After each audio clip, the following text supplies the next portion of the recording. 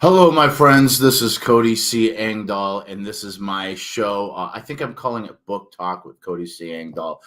Uh, but truthfully, I haven't really come up with like an official title or official open, which I see a lot of the real professional YouTubers do, because I want to keep this very conversational. No, it's because I'm lazy. Well, just that's the truth. Now, can I give you the bullshit reason? Okay, so I'm lazy. Okay, but the reason that I'm going with is the one I'm putting on paper is that because I want this to be informal, I want to be able to just jump on like right now, anytime I want to, and talk and talk about things as they come. I'm trying to do this once a week, but I might do it more often. It just depends if there's something new to talk about, but maybe at least once a week. We do. I won't bury the lead anymore. I got a box full. This is just one. For some reason, Amazon likes to break up shipping, so I have two boxes of the Prussian prints. I have never seen one in personally. I've got readers and friends who are and family members who are getting copies of it and posting it uh, on online. I'm actually quite happy that Amazon got to their orders first. I mean, I order usually boxes of 20 at a time. And I already got a couple people who have asked for signed copies. And just so you know, I don't advertise it because it's not my intention to get into the business of direct book sales, but I do not mind doing direct book sales because I want to, any way I can put books, especially my books, into people's hands is a great thing. But I have two orders that I'm going to get out today. And as soon as I get offline here, I'm going to sign those and package them up and get to the post office. So, what I'm trying to say with that is that even though that is not like something I'm advertising or saying a whole lot, if you want a signed copy from me, you can either show up to one of the events I'm doing, like I'm going to be in the first weekend of March. I'm going to be in South Haven at the convention there. I think can't remember the name of it, but there's a convention center in South Haven. It's just South Haven is basically like a suburb of Memphis, Tennessee, but it's on the Missouri. It's on the Missouri side. No, Mississippi side. So you just go a little south of Memphis. It's probably about 20 minutes outside of downtown Memphis. I'm going to be there all weekend long. And not only do I have a table there where I'm going to be selling books, but I'm also going to be one of the speakers. I'm speaking on Saturday morning, and I'm doing a brief history of American Civil War through fiddle tunes. So we got that out of the way. Another thing I need to get to right away, and I'm sorry if I did not get to this fast enough. I want to apologize. I want to apologize for the last the last live stream I did. I had some people on there that I did not know. I made a mistake, and I'll explain that mistake in a minute. And these guys seem to be nice guys, and they said some bad things, some not nice things about certain kinds of people, and I don't endorse that. I disavow anything they said that denigrated any kind of people because I love all people. I don't care who you vote for, who you pray to, who you sleep with. I don't care what color your skin is, none of that kind of stuff. So and the mistake that I made is that this, as you can see, this channel has gone through some changes. It started off with like kind of talking about guitars and doing gear. And then it turned into a dumping ground of like I used to be an on-air reporter. So there were some stories that I had done. And then, there's some cooking. And then finally I've kind of settled into this because this is what I do. I write novels now. And this is what I was always supposed to do. So this is not going to change. I'm writing novels for the rest of my life. And I got some kind of possible exciting news that I just found out just before we went live. In fact, that's why it took me so long from posting them going live to going live because something kind of popped up that might be kind of interesting. And so anyway, what I did is with StreamYards, when you're live streaming, you can send somebody like the key or a link, and then they can come on a live stream with you. And this is one of the reasons why I don't live stream directly on YouTube. I got StreamYards, and you can see right up there is the logo. I got the free version, so the logo's there. That's fine. I don't plan. There are people who do this like they're professional YouTubers, and they're making money at it. I'm not making any money YouTubing, at least not yet. By the way, give me a like, give me a subscription. If you subscribe, it doesn't cost you any money at all. All it does is just tells you, hey, this person you subscribe to, he's got a video. You want to watch it? That's it. And you can even, turn off your notifications. But if I get 1,000 subscribers and so many hours watched, then I think Amazon will start cutting me a check.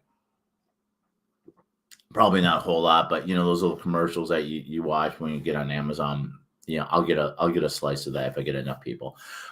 Plus, I want you here, man. Who is this channel for? It's for everybody. It's for everybody. And I talk about writing and reading and marketing books and all that kind of stuff. One of the things I started doing is doing book reviews. But anyway, I'm getting too far off track. So what I started doing was like, you know what? Because I usually get 1 or 2 people live while I'm doing it, and then I get more views after. I put the link into the chat, and just like anybody, you want to come in and talk to me, come in and talk to me. So I got a young man that came in, and he seemed to be a musician, possibly a rapper. And he seemed like a nice guy, and he said that I just popped up in his suggestions, and he was like, what the heck? And he came on to watch and saw there was a link, and he jumped in. I don't think it was him. He had a friend that came on afterwards. And I think it was the friend who said some things that that I don't agree with, first of all, but some things that were denigrating one type of person, and then later on, and that should have ended it right there. But me being nice guy, not knowing how to handle the situation, I kind of let that one slip under the rug. And then he said something about another kind of person, and I was like, okay, I cannot have this on my channel. I cannot be associated with this. So I said, hey, thank you very much. Good night, everybody. Stop the stream. I privated it and so that no one can see it but me.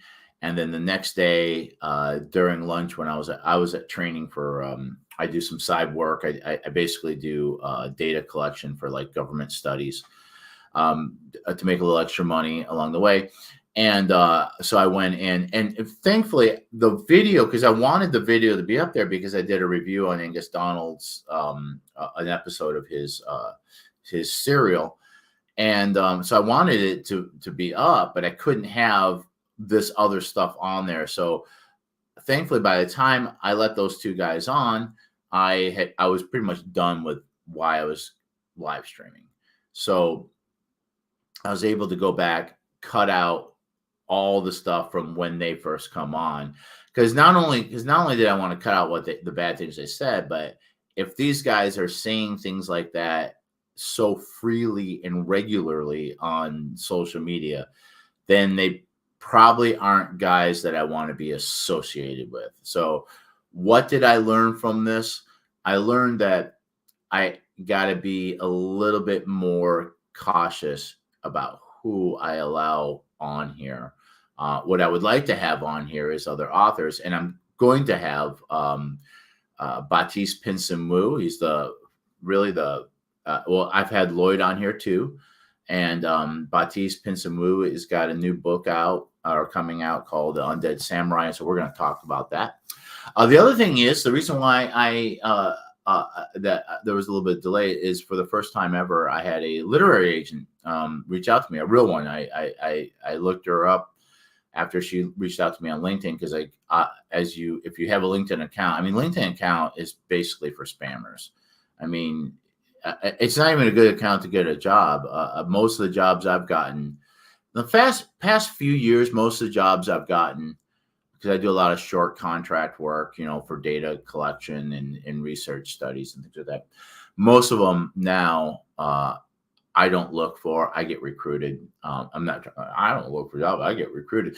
But no, it's because it's such a niche kind of profession. And once you kind of get known in it, because these studies that come up, they're usually only a few months long, and they pay decent. They pay decent, and but they're short term, and so it's hard to find people who are, because it's a lot of remote work, a lot of self. You're remote. You got to be self motivated. You got to be honest and hardworking and all that stuff. So when they find people that are those things, which I believe that I am, then they call you whenever. And in fact, I had to turn one down because I just got signed on to one, and then a boss I had from another one is like, "Hey, we got another study. Are you open?" I'm like, "Oh, I'm so sorry. I just started a new one." So I was, and that's why I was in Maryland all last week, because I had to do it's a federally funded study. It's so you have to. In fact, one guy got fired because he could not handle the job, and after the second day they privately came up to him and said, "Hey, we're sorry, but you're not going to work out," and he got kicked out the door. So anyway, what was I going to say? Yeah, I on LinkedIn, I had a literary agent say, "Hey, are you looking for a literary agent? If so, we'd like to talk to you." And I did some research to see, like, this is because there are lots of scams, especially when it comes to like independent authors. There's people coming at you from buying reviews to marketing your book and all this stuff like that. But no, this is a real agent, real agency. The list of their clients is very impressive. I am going into this with the same kind of way I go into most things, as a practical pessimism. And just so you know, I am a practical pessimist. Does not mean I'm a negative person. It means that I go in things with low expectations, but I'm open to being delightfully surprised. So, and it's really funny because I was telling Laura last night, I was like, in the beginning when I started doing this, I was kind of hoping for this Cinderella thing where I would start off being independent and then I'd get discovered. Well, I learned over what I started in 2018. So it's been, I can't do math, almost it'll be 6 years since I started writing my first book. I've learned over time that is very rare, that literary agents aren't just, scrolling through Amazon, finding independents and signing them. And so I kind of disabused myself of that delusion. But then along the line, especially because I have friends that are commercially published people, meaning they probably have agents and they're published to a publisher, that maybe that wasn't really even for me. And not only that, but there are people, I know that people who are traditionally published who are going back to independent because they're realizing that maybe they can do better on their own, or they don't need the publisher. It's a different world we live in. And I noticed that some of them out there I feel like when you're a commercial author, we're working for a big publisher or through an agent, that a lot of times you're creating content because they're looking at what is commercially viable when it comes to a book. And that's why I always make the joke that, like, the commercially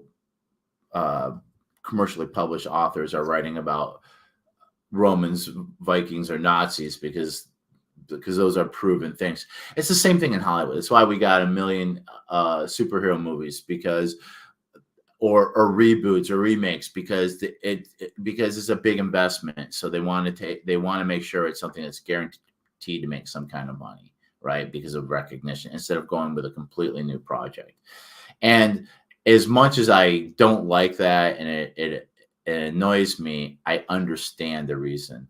And so that is also why like agents and publishers aren't just looking for like quacky, weird people out there writing really niche stuff.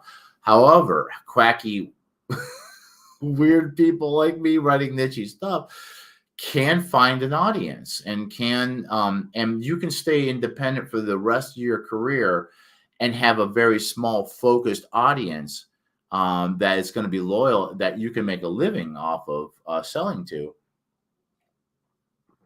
as opposed to being like broad appeal kind of stuff. And that's what like a publisher and a literary agent is looking for, is someone who's got broad appeal.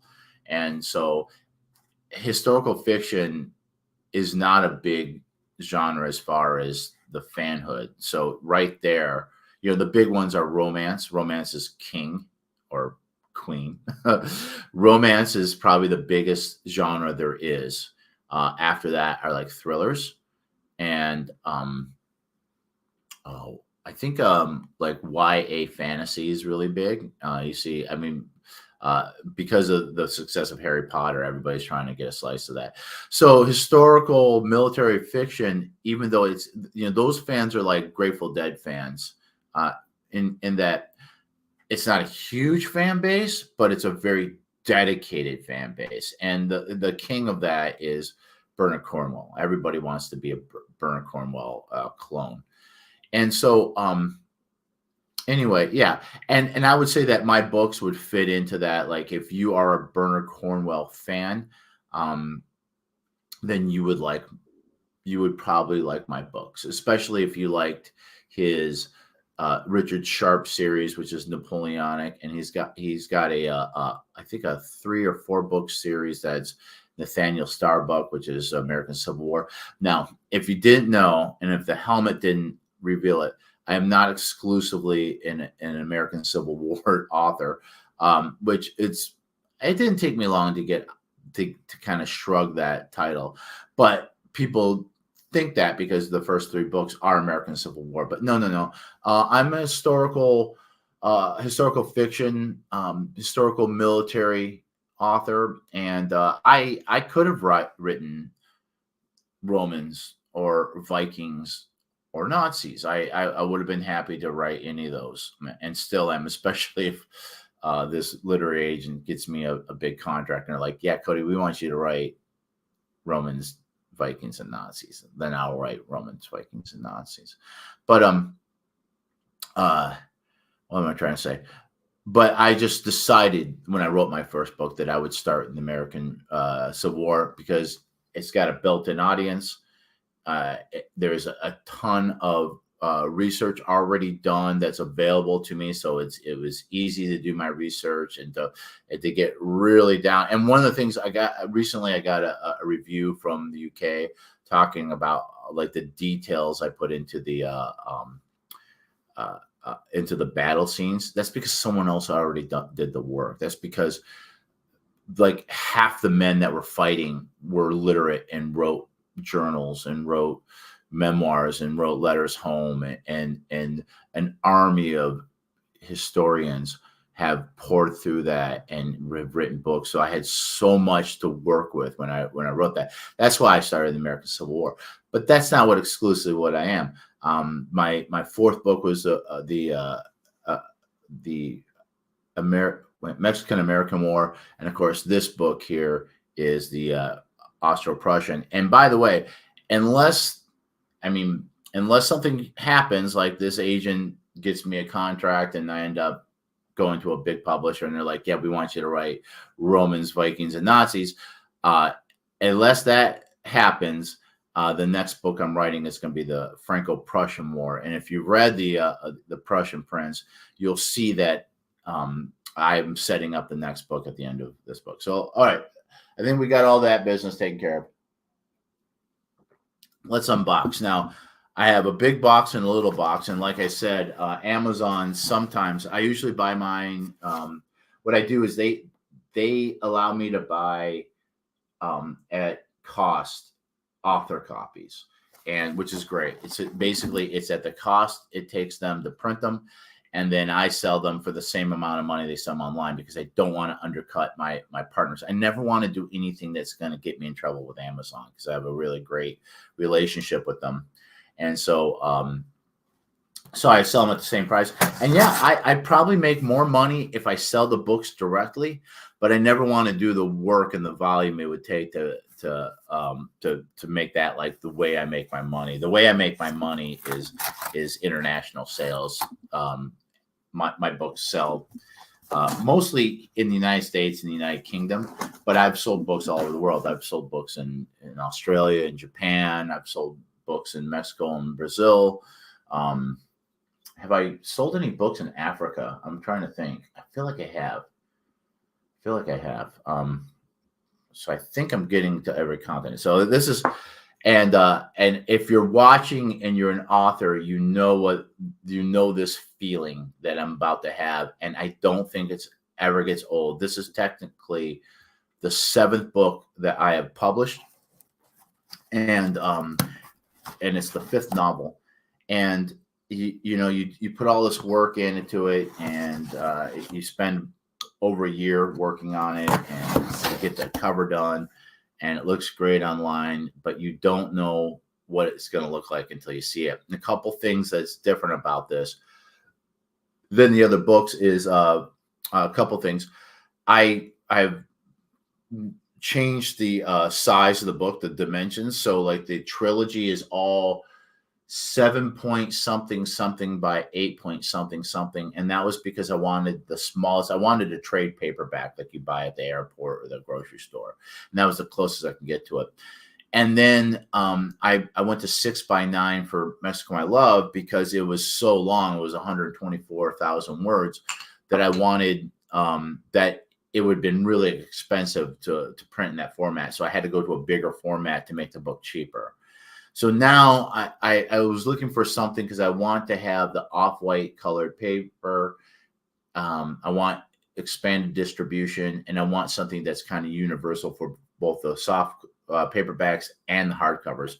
So I went with 5 by 8. So 5 by 8 is, I think, going to be the new norm. And I'm sorry if you're collecting my books and you want them to be, oh my goodness, okay, well, look at this yet. It's beautiful.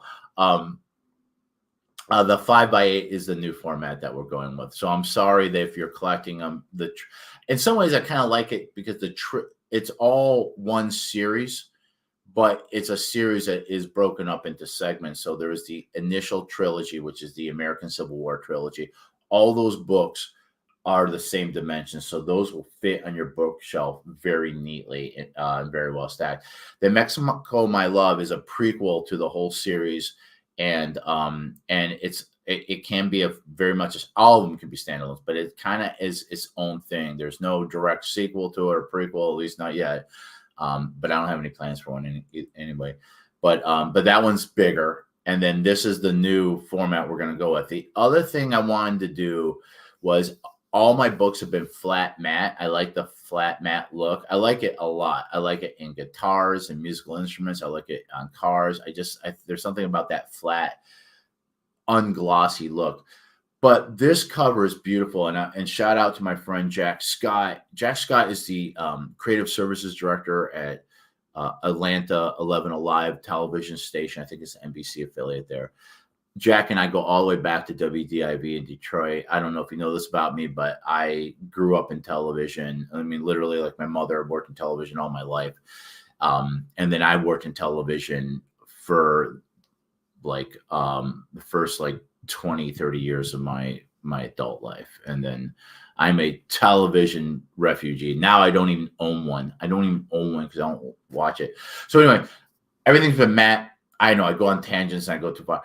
I decided to go with glossy because the painting that we used as the background is beautiful, and it's got really rich blacks. And I did some research and I found out the glossy makes the blacks really pop out, where the matte kind of makes the blacks kind of flat. And also I've found that the flat covers, they smear, they smudge, and I don't like that. So this is, oh my God, this is beautiful. I think this is my prettiest book yet. This is, and I like the the width of it. It's shorter than my last two books. I had 119,000 100 Blood for Blood was 119,000 words. Mexico My Love was 124,000 words. This one is somewhere between maybe 77,000 words. My goal is to write right around 80,000 words. I really think that is the Goldilocks there. After you go through that whole biggest dickest cock measuring thing of like, well, my book's 100. How big's your book? Mine's 124,000 words.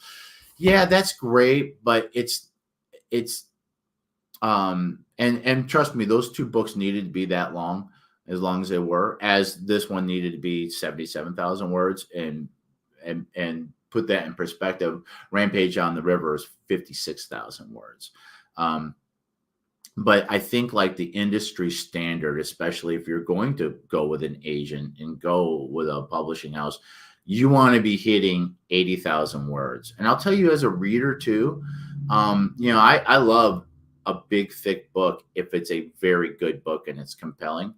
But a lot of times, I'm like, fuck, how much more is there to read with this? I think if I'm going to tackle a big book, I might put it off until I'm like ready for it. Where a book about this size, I'm like, yeah, I'll burn through this one pretty quickly. So this is it. And yeah, it's beautiful. I am very happy with the gloss. That's what the binding look of that. I love the wraparound. I mean, that is great. There's a picture of me with my girlfriend, so you know that that I'm safe to be with because girls like me too. And also, I'll say that online, I was worried about the back not being the words on the back not being legible, but they are when you look at it in person. It just doesn't look that great online. So here they are. If you're interested in reading it, it's funny. I was driving back from Washington, D.C., or actually North Bethesda, Maryland, which is the hotel I was staying with. I mapped it out. I was 12 miles from the White House.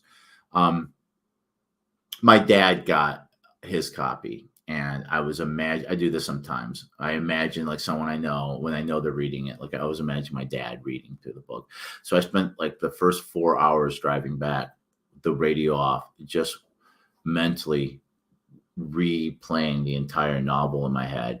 And I will say, like, I'm proud of every single of my books, and I think every one of them is good. I think that even though like Mexico My Love and Blood for Blood are much more expansive, this is probably my best writing, and I'm very happy with it. I think there's a lot of surprise, there's a lot of twists and turns, and I think almost anybody could enjoy this book. It was a challenge because, like I said, it was very easy to write about the American Civil War because there's plenty of resources and there's a market for it. Austro-Prussian War. We were talking about agents and publishers. I think if I went to an agent or a publisher and said, yeah, I got a new project, I'm writing a book about the Austro-Prussian War, their first questions are like, Cody, tell me how that relates to, say it with me, Romans, Vikings, or Nazis. Well, they're kind of proto-Nazis, I think, definitely. I mean, they're not, though. I mean, for example, and you'll read in my book, there was a Jewish character in the Prussian army because back in, I think in the 1840s, when they were doing military reforms, they allowed Jews to not only enter the service, but even be officers and commanders. And yes, anti-Semitism has always existed, and it always existed in Europe and in Germany. And I was surprised back in the 90s when I lived in Europe for a while, how prevalent it still was and how open it was. There was a woman that I was romantically tied to, and I remember hearing things coming out of her mouth that was stunning to me, that was a matter of fact to her. So I'm not saying that there was no anti-Semitism, and there's certainly anti-Semitism in the book, but it wasn't like the Nazis. They were, and what's really interesting is, I feel like I'm digging myself a hole here, is that Friedrich Wilhelm, the Crown Prince, who's in the book, and he is also the avatar I'm using for my my YouTube channel. He said of his own time, he said, anti-Semitism is a blight on our time, or something like that. Not blight. What was the word he used? But he was so against it that he and his wife, Vicky, who was the daughter of Queen Victoria of England, attended synagogues and attended sermons at synagogues to show solidarity with German Jews, because Friedrich Wilhelm believed in a Germany that was inclusive, and that Jewish people in Prussia were Germans and wanted them to be part of the army and part of society and part of everything else. Unfortunately, he died 90 days after he became emperor, and his douchebag son, William II, became Kaiser. And that's the guy who we fought against World War II. And of course, they lost World War II, and then the humiliation, the destruction of Germany after World War I. After World War I, in the aftermath of World War I, became the bigger douchebag that we know of, and I'm not even going to say his name because I don't want to get flagged on YouTube, that we fought against World War II. If you're, just in case you're curious, unless something happens like whatever this literary agent that I'm talking to has other plans for me, if I'm staying on the course that I'm staying on, the next book that comes out is going to be the Franco-Prussian War. Oh, here's Elmore Leonard. No, it never gets old. I get a little weep. Yeah, you're absolutely right. I'm so sorry, Lloyd. Lloyd, I trip over your name all the time because I got Elmore Leonard. And yeah, and we've already established that if you're going to be confused with anybody, that'd be a great person to. Another Metro Detroiter, by the way. I'm very proud of Elmore Leonard. He's no longer with us, but I've read Cuba Libre, I believe, of his. And did I read Out of Sight? I know I've seen the movie, but yeah, you're right. It never gets old, and if it ever gets old, then I should probably do something else. But I don't think it'll ever get old. But anyway, I am planning on. If I'm allowed to stay on this series, then the next book will be, I believe it's called the French Fiasco. And if you read The Prussian Prince, you will see that I'm setting that up at the end of the book. And then after that, I'm planning on doing Black James. And if you've read my series, you've met Black James. He's the pirate that's in Mexico, My Love. And if you haven't figured it out, and I haven't, because I don't say it explicitly, but he's definitely referred to and mentioned by another name in the Civil War trilogy. And if you haven't made that connection yet, I don't want to spoil it. And if you're confused about that and you've read everything, send me a private message and I'll tell you exactly how he fits into the Civil War trilogy. But he makes his first appearance in Mexico, My Love. He's going to get his entire own book. That's the next one after the next. I have a kind of a North African Civil War veteran, mercenary, desert, Bedouin, Egyptian adventure that I'm going to do. That's the next one. I have, after that is going to be, there's kind of a Western. Once again, it's going to be characters that are from the series. They're going to go out west. We're going to revisit some characters that we haven't seen since the Civil War trilogy, and we're going to catch up with them 20 years later. And that one's going to be very exciting. And everything's tied together. Everything's tied together. And then it's a little nebulous after that. I have an idea for a Japanese adventure, which is going to introduce a new historical character. When I mean historical, the person, it's a real person that is going to get involved into the books, just like Nathan Bedford Forrest or the Crown Prince, Friedrich Wilhelm, or General Santa Anna, this person, and I don't want to give it away because it'll be a surprise. Even when you meet this person, you're not going to realize who he really is until the end of the book. And then he's going to be part of the series going on. I don't know. I don't know where it goes after that, but I am planning, if I'm going to be allowed to stay on this series and finish this series, I am planning the final book of this series is going to be in the First World War. And it's going to bring to an end a lot of things, but we're going to finish a lot of things there. Things that got started in the first book, Rampage on the River, is going to finally have its final. And I've already written some of the scenes that are going to be in that book. Then after that, it's wide open. I have an idea that I want to do that is going to be either World War II or leading up to World War II in Germany, that is going to be connected to all these other books, but I don't know if it's going to be its own standalone or if it's going to be book 12 of the series. I haven't made that decision yet. There's some books that I have thought about after World War II. One of them is finishing the novel I started writing in the 90s and then lost most of it. Another one is, I'm just going to go ahead and say it.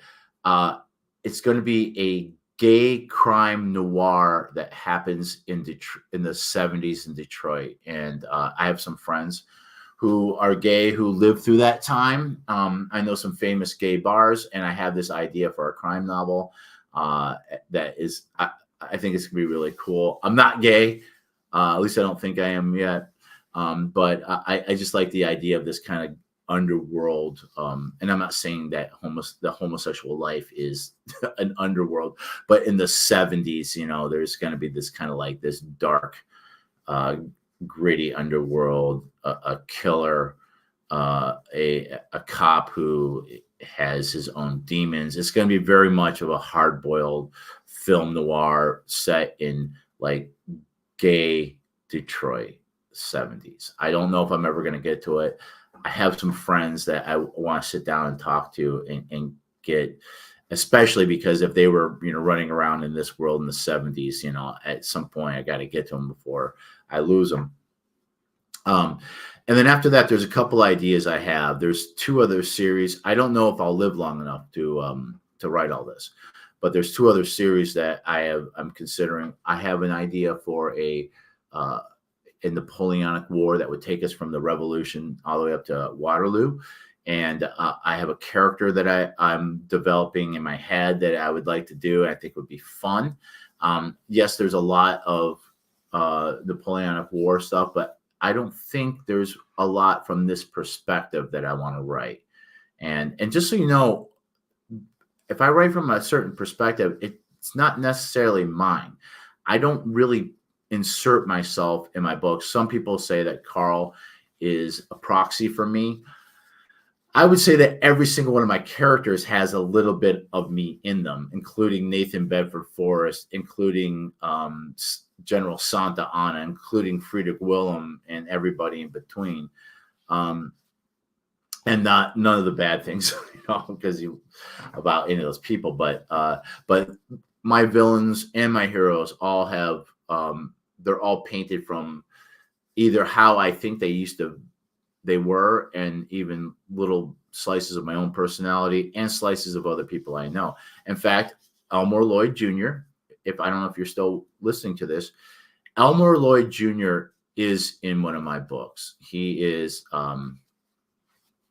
Captain. Oh, wait a minute. Colonel. Okay, yeah, because it's named after a character in Buck Rogers, Colonel Deering, who's a woman, and he's nothing like her. I just liked her name, Colonel Deering, and but his personality I drew a lot from my friend Lloyd Elmore Jr. So Lloyd, if you ever read Blood for Blood at Nashville, Colonel Deering is kind of sketched after you. So what am I trying to say? Okay, yeah. So I want to do a Napoleonic series. Another series that I'm thinking about doing would start right around 1500, and it would take place in Central Europe, and it would we would have winged Polish hussars, we would have uh, Ottoman, we'd have slave armies, the Janissaries, uh, pirates, just that whole world, that late medieval, early Renaissance thing. I have a great idea for a character and a story arc, um, from a poor farm boy to a slave to a warrior, a warlord. I think that'd be, and that did happen. The Janissaries. So if you don't know about this, the Ottoman Empire, they crushed the Byzantine Empire in 14 something, the mid 1400s, and that's the end of the Roman Empire, because the Byzantines are the continuation of the Roman Empire, but from Constantinople, which is today Istanbul. And the Ottomans eventually destroy what's left of the Byzantine Empire and replace it with the Ottoman Empire, which we will end up fighting in World War One. And one of the things that the Ottomans did was to collect taxes. Some people couldn't pay taxes. Poor dirt farmers in Central Europe. So they would take one of your sons as tribute to the Ottoman Empire, and that boy would become, he could be like Polish, like a white, blonde-haired, blue-eyed Polish kid. He would be taken into the Janissary army, which is a slave and he would be trained. It'd be a brutal, brutal upbringing. He'd be given a Islamic name, and he'd be schooled in Islam. He'd be forced to convert to Islam, and he would become a slave soldier in the Janissary army. But as dreadful as that sounds, the Janissary army, you were a slave, but it was also a meritocracy. So you'd come in as a slave, but some of these guys, and these guys are like ethnically Polish or German or Czech or whatever, or Slavic or Russian, but they could, and they would have names like Ahmad Adwood Mohammed or something like that. But they would become like warlords, because they would, if they were tough and they could take the training and they could rise to a level where they became like princes, slave warlords that would rule over vast amounts of land and have a harem and palaces and all that kind of stuff. I think that's a really interesting thing. And I don't think, once again, all the commercial authors are writing about, say it with me, Romans, Vikings, or Nazis. So I think that would be an interesting thing. So that's what's going on. So anyway, what's happening with me? Let's look at the schedule here. As soon as we get done here, I have a message from what's this? Let me read my. Okay, yeah, that's Lloyd. I'll get back to that. If Lloyd, if you're still watching, I see you have another text message. And by the way, Lloyd, you can call me anytime you want to, and we will talk. I honestly, man, I'm here for you, absolutely, for life. So 20 years from now, you can call me and say, hey, I got, and I might be wrong about things, but at least I'm not shy with my opinion. So what's going on with me? When we get done, I'm going to I got signed copies I have to get in the mail. So we'll be going to the post office to do that. Let's see here. Rampage on the River. Okay, don't buy the digital copy of Rampage on the River if you're in the United States until you see it's 99 cents, because it's going to be 99 cents. We're going to run Facebook ads for that as well. That'll be 99 cents either starting tomorrow or Thursday, and I'll run for a week. And then if you're in the UK, also don't buy it, because the week after we're going to do 99 cents in the UK, or 99 pence. And I'm sorry, the US and UK are the only two places that I can run that deal on Amazon. So if you're in Germany or Mexico or India, I'm sorry, but I try to keep the prices low and reasonable, so that I can beat the guys that are with big publishers that are putting their books out for like their digital books for like $15. I mean, come on now. Let's see what else here. So that's today. We'll probably go live. I put a message out to Baptiste Pinson Wu. We're going to have him on here and talk about his new book, The Undead Samurai. Lloyd, if you're still watching, I want to bring you on when you want to, so we can talk about Malcolm's Bridge. And I will also be on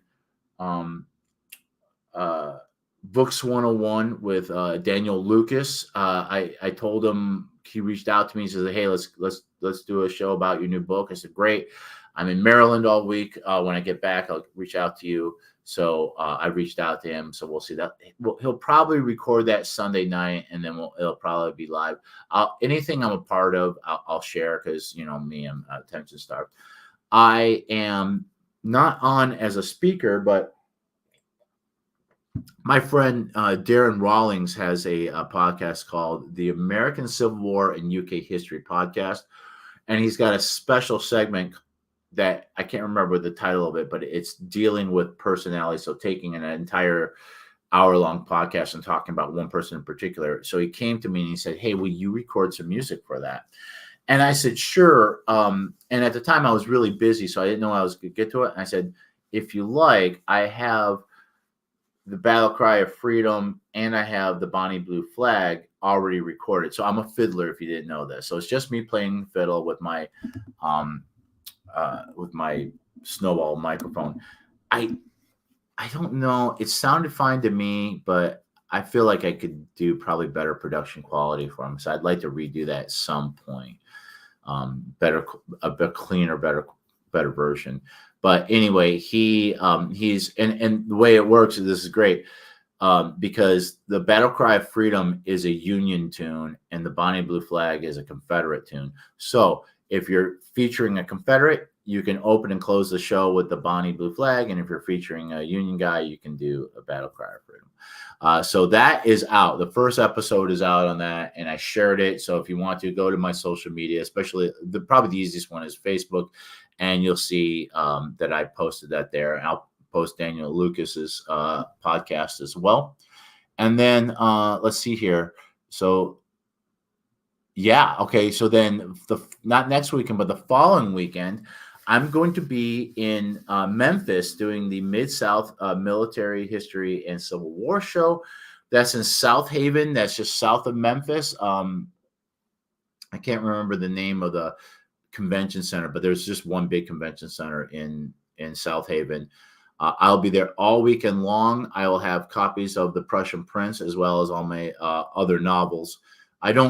My nonfiction books I don't really bring out because it's just not, they're more like lead losses. And one of them kind of gets me in trouble with the Civil War crowd, at least half of them. And so there's no point in getting anybody upset. I'm there to make friends and sell books, not get into political and historical debates with people.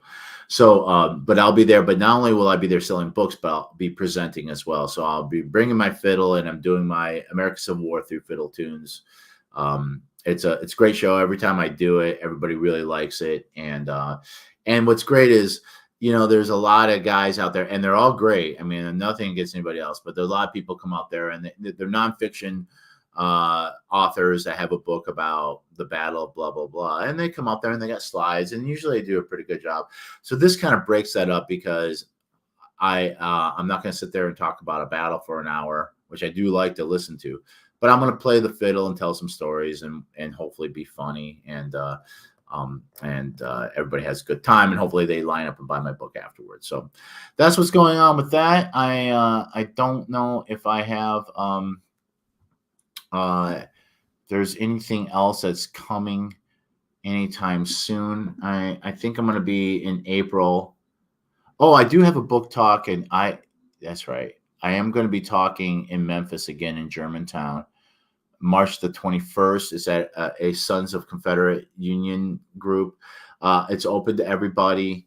No, they're not a bunch of neo-Confederate racists. They're just guys that they grew up in the South, so they're their great great grandfathers fought for the Confederacy, just like my great great grandfather fought for the Union. And they're very nice guys. And I'm going to do, I think, a talk about Civil War generals that fought in the Mexican War. This is a talk that went with my book, Mexico, My Love. And I really like that talk, and I think it's very interesting. And there's a countless of guys that fought in both wars because they're about 13 years apart. So I had to pick. So I picked two Union, two Confederate, and guys that are either in my books or related. So I did General Grant, who actually makes an appearance in two of my books. He's in The Perils of Perryville, and he's also in Mexico, My Love. But they're more like cameos. I do Lee. Lee is not in any of my books generally, but I feel like if I do Grant, I got to do Lee. And Lee really makes a name for himself in the Mexican-American War. Lee is an American hero in the Mexican-American War. After that, you can debate what you think about him. But this is where his actions in the Mexican War, and you can also debate about, I think the Mexican-American War was bullshit and that we shouldn't have fought it. And it was just us being bullies, taking land from a weaker opponent. But I won't get too far into that. But politics aside, Lee performed very well, so well that at the beginning of the American Civil War, the commander-in-chief of the American forces, the U.S. forces, Winfield Scott, offered Lee full command of the Federal Army, the Union Army. And if Lee would have said yes, completely different history. So Lee was offered full command of all the federal U.S. Yankee Union forces. General Lee, Robert E. Lee, would have been the commander of all that. And he said, I can't fight against my own state of Virginia. Of course, Lee was also a slave owner as well. And so he resigned his commission. And then I think he started off doing recruiting for the state militia of Virginia eventually. And then he gets on the staff of, I believe, the Confederate president. What's his name? It's escaped me all of a sudden. Jefferson Davis. And he's not the lead guy of the Confederate armies. It isn't until later on where they're having problems that they finally send him down there, and he finally takes command, and he becomes the famous Lee that we know from, and a Lee that on a military level is someone to pay attention to, and it was a great military leader. Okay, I'm always feel that's what I hate about the American Civil War. I always feel, or the Germans. God, I just can't get away from controversy. I always feel like I'm walking on eggshells because I got to be careful about offending people either way, and that's not my intention to do that. So that's what's going on with me. The literary agent, we'll see what happens. I wrote back to her and said, because she asked me, "Are you interested, or are you looking for a literary agent?" And I said, "Well." I said, as odd as this seems, I don't know. But I'm open to talk. I'm open to one. And I told her I had been publishing independent because, frankly, I didn't even know how to start looking. And I looked her up. I looked up her agency, and it's legit. And the authors that they represent are pretty impressive. So I don't know what will happen. We'll see. Like I told Laura, I'll just see. And if we talk and then they say, yeah, you're kind of an idiot, thank you for your time, sir, we're going to pass, I'll be like, great. Thank you. If they say, we like what you're doing and we think we can take you to the next level, then I'll do that. I'm keeping my expectations. Really what I'm keeping is not low or high. I'm just keeping them right here. If it makes sense, then yeah, let's do it. If it doesn't make sense, then no. But I mean, I don't really feel like I got too much to lose, and if it doesn't work out, I'm still me and I can still write books and still be independent. The funny thing is about it is that I was just telling Laura yesterday that how much I really enjoy being an independent, and that, like I said earlier, I had this Cinderella fantasy of publishing independent and then having someone reach out to me and be plucked out of the masses and brought to great heights. And then I kind of disabused myself of that fantasy as I went on and started realizing how things really work. Um, and then realized, because I have friends that are commercially published, how much they have to stick to very strict commercially viable writing. And so they have to, say it with me: Romans, Vikings, and Nazis.